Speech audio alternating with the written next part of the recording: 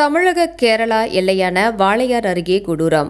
ரயில் மோதி தாய், குட்டி யானை பரிதாப பலி. மங்களூர் சென்னை எக்ஸ்பிரஸ் ரயில் மோதி விபத்து. வனத்துறையினர் தீவிர விசாரணை. கேரளா எல்லைப் பகுதியான வாளையார் அருகே மங்களூர் சென்னை எக்ஸ்பிரஸ் ரயில் மோதியதில் தாய் யானை, அதன் குட்டி யானையும் சம்பவ இடத்திலேயே உடல் நசுங்கி பலியான சோக சம்பவம் நிகழ்ந்துள்ளது.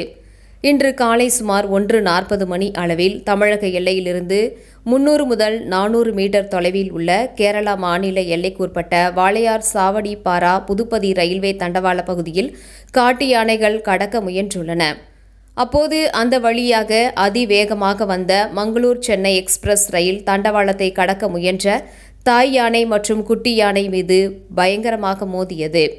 இதில் தூக்கி வீசப்பட்ட 2 யானைகளும் படுகாயமடைந்து சம்பவ இடத்திலேயே பரிதாபமாக உயிரிழந்தன. சம்பவம் கேரளா எல்லைக்குள் நடந்துள்ள போதிலும் தமிழக எல்லையை ஒட்டிய பகுதி என்பதால் வாளையார் வனத்துறை அதிகாரிகள் மற்றும் ரயில்வே போலீசார் உடனடியாக சம்பவ இடத்திற்கு விரைந்து சென்று பார்வையிட்டனர்.